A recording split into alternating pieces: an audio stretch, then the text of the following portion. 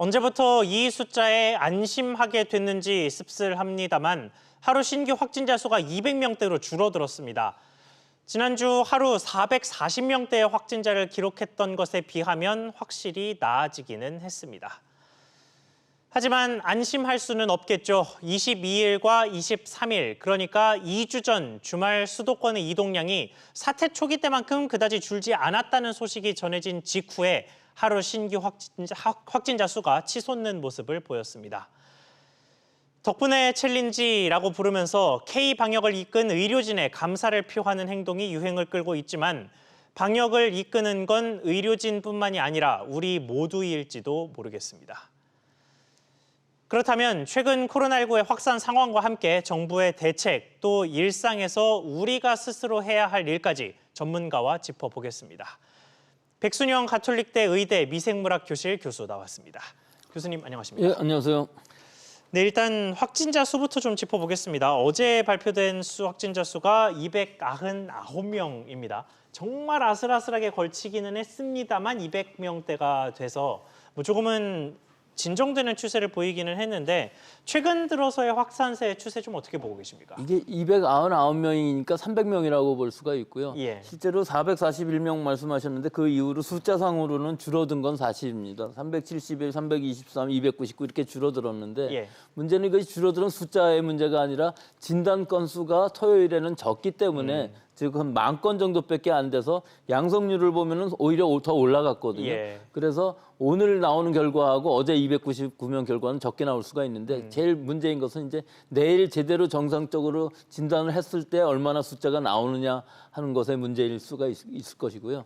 또 지금 아까 말씀하신 것처럼 23일 날 이 이후에 이동이 많이 줄지 않았다 이 얘기인데 결국은 23일부터 전국적으로 2단계를 지금 시작을 했거든요. 예. 그러니까 2단계의 효과가 나타날 만한 시기가 지금 되는데 하여튼 폭발적으로 늘지는 않고 약간이라도 지금 감소 추세를 보이고 있다 하는 것은 희망적이긴 한데 아직도 굉장히 위험한 부분이 많고 이제 어제부터는 2.5단계, 즉 강화된 2단계를 지금 하고 있기 때문에 이 효과가 나타나려면 아직도 한 일주일 정도는 기다려봐야 돼서 이번 주가 진짜 관건이라고 볼 수 있겠습니다.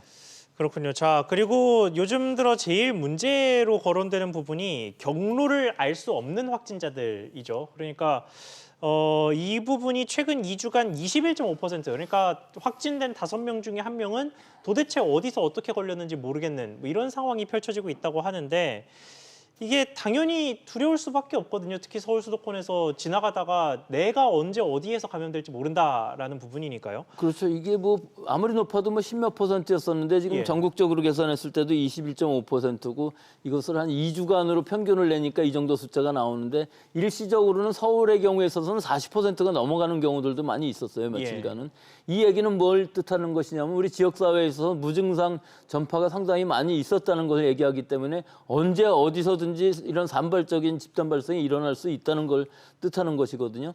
하지만 이 숫자는 우리가 통제할 수 있는 숫자는 아닙니다. 이건 조사를 해서 역학조사의 결과 나오는 걸 얘기하는 거기 때문에 사실 지금 이렇게 300명, 400명 나오게 되면은 동선을 다 추적해서 역학조사에서 경로를 밝히기가 굉장히 어려워서 오히려 올라가는 부분들도 분명히 있을 수가 있어요. 지금 이 통계가 문제가 아니라 우리 국민들이 그런 경각심을 가지고 우리 주변에 바이러스가 있고 누가 감염되는지 알 수 없다는 그 인식을 가지고 거리 두기를 확실하게 해야만 3단계로 가지 않지. 만약에 이것이 지금 해이해지게 되면은 완전히 3단계로 가게 되면은 우리 생활이 굉장히 궁핍해지는 상황이 일어날 수 있거든요. 그러니까 지금 이번 한 주일 굉장히 잘 하셔야 될 주일이라고 봅니다.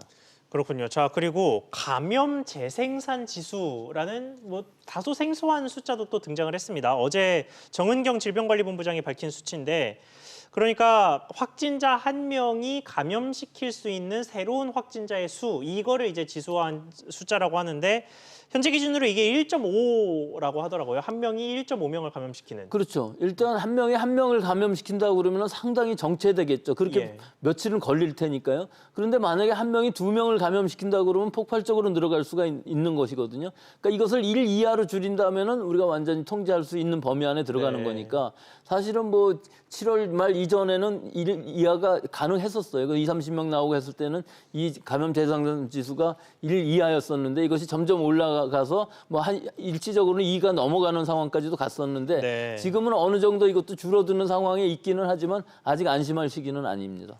그러면 1.5라는 수치 자체도 사실 우리가 늘어나는 숫자죠. 네, 예. 잘 통제하고 있다고 보기는 좀 보기는 어려운 상황입니다. 그렇군요. 자, 그런데 상황이 이런데도 아직도 거짓말을 하는 확진자들이 있습니다. 뭐 다양하게도 나왔어요. 제주도의 목사 부부가 온천을 방문했다는 걸 숨겼다거나 아니면 뭐 8.15 집회에 참석했다는 걸 감췄다가 수천 명이 그 검사를 받게 만들었다거나 뭐 이런 식의 사례들이 계속해서 나오고 있는데 이런 식으로 거짓말을 하게 되는 경우가 나오면 이게 여파가 어느 정도나 됩니까? 우리 제일 대표적으로 알 수 있는 것이 인천의 학원 강사가 자기 무직이라고 얘기하고 2, 3일 지나는 사이에 7차 감염까지 갔고 80명의 확진자가 나왔지만 사실은 그거 10배 이상 되는 사람들이 다 진단검사를 받아야 되는 상황이거든요. 예. 그러니까 잠깐 사이에도 그럴 수가 있기 때문에 이렇게 대규모의 집단 발생이 일어날 때 이 거짓말에 의해서 많은 사람들이 진단검사를 받고 많은 사람들이 확진을 받게 되는 이런 상황들. 또 그 확진받은 사람들도 일상생활을 하기 때문에 이건 시간의 문제이거든요. 예. 시간이 늦어지면 늦어질수록 N차 감염은 굉장히 많은 확대가 일어나서 걷잡을 수 없는 상황이 일어날 수 있다는 걸 꼭 아셔야 될 것 같습니다. 알겠습니다. 자, 그리고 확진자가 폭증을 하면서 60대 이상 고령자의 확진 비율도 늘어나고 있어요. 특히나 뭐 교회 교인이라든가 아니면 광화문 집회 이런 곳들에 이제 고령자의 비중이 좀 높다 보니까 특히나 좀 우려가 되는 부분인데 고령자 같은 경우에는 확진이 됐을 때 아무래도 중증으로 발전할 가능성도 높고 그만큼 정말 일어나서는 안 될 일이겠습니다만 사망자가 발생할 위험도 점점 커질 수밖에 없어서 뭐 사망자도 사망자겠습니다만 병상 부족 이야기도 계속 나오고 있죠. 예, 그러니까 신천지 경우만 해도 그 신천지의 교인의 특성상 사실은 20, 30대가 많이 발생을 했어요. 전체적인 숫자로는 뭐 하루에 909명까지도 발생을 했었지만 전체적으로 볼 땐 노령자의 숫자가 적었었는데 이번은 좀 다른 것이 8월 이후에 60대 이상 확진자가 36%나 돼요. 게다가 뭐 교회만 얘기하면 사랑제일교회 같은 경우는 42%나 되거든요. 예. 최근의 경향을 보면은 상당히 고령자들이 많아서 결국은 병실이 부족한 상황이 일어날 수밖에 없는 것이 경증 환자, 무증상 환자인 경우에 있어서는 생활치료센터라든지 뭐 자가격리까지도 가능한데 일단 중증으로 갈 수밖에 없는 사람들이 한 5% 정도 고령자인 경우 5%라고 친다면은 300명의 5%면 15명씩 나오면 이건 걷잡을 수 없는 것이거든요. 네. 더구나 중환자실 같은 경우는 갑자기 만들 수도 없는 여러 가지 장비라든지 의료진들이 있어야 뭐 되기 때문에 음압병실 이런 이야기도 음압병실 하면서 장비들이 있어야 되고 의료진이 굉장히 많은 수가 필요해서 갑자기 많은 수를 만들 수는 없기 때문에 네. 이 중환자실 부족이 제일 심각하고 지금도 서울 수도권에서 제일 중요한 부분은 중환자실 확보가 이 서울 수도권에 있는 이 상급 종합병원들, 대학병원들이랑 잘 얘기들이 돼서 어느 정도 중환자 병실을 확보하는 것이 관건이라고 하겠습니다.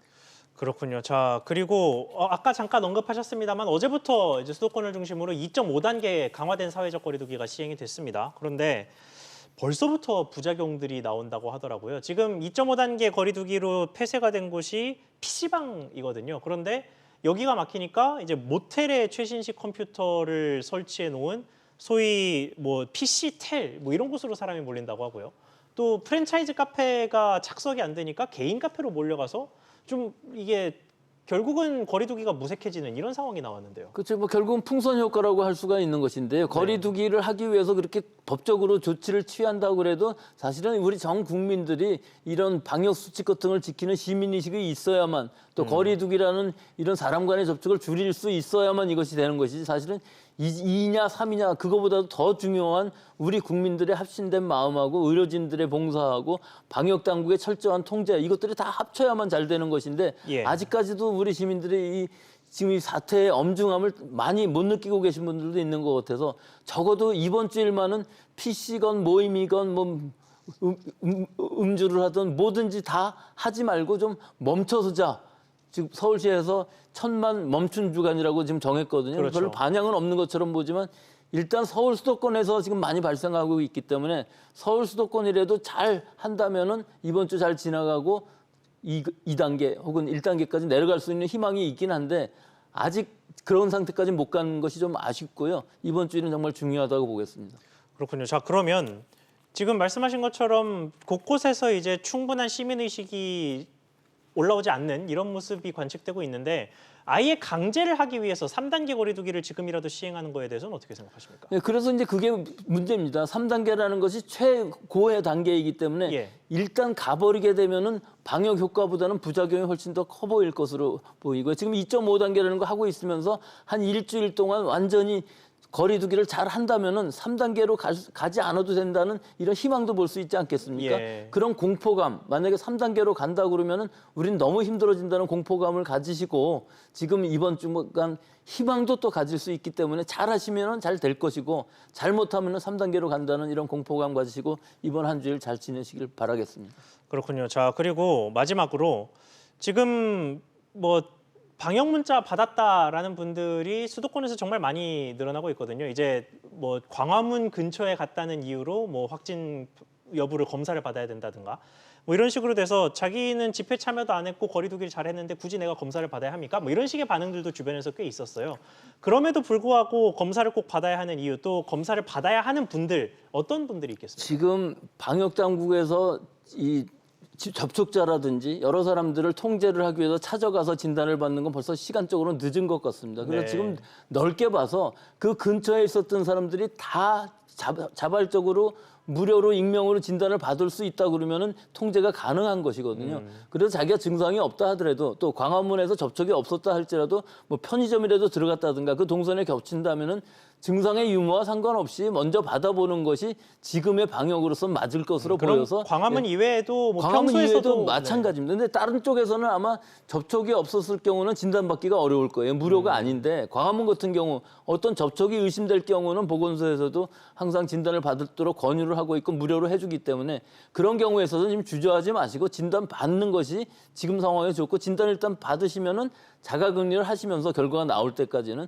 그래야 다른 사람하고 접촉이 안 되기 때문에요. 다 많은 진단을 함으로써 우리 지역사회에 있는 무증상 전파들을 찾아내는 선제적인 진단이 지금 필요한 시기라고 봅니다. 알겠습니다. 오늘 말씀 여기까지 듣겠습니다. 지금까지 백순영 가톨릭대 의대 미생물학 교실 교수와 이야기 나눠봤습니다. 교수님 오늘 말씀 감사합니다.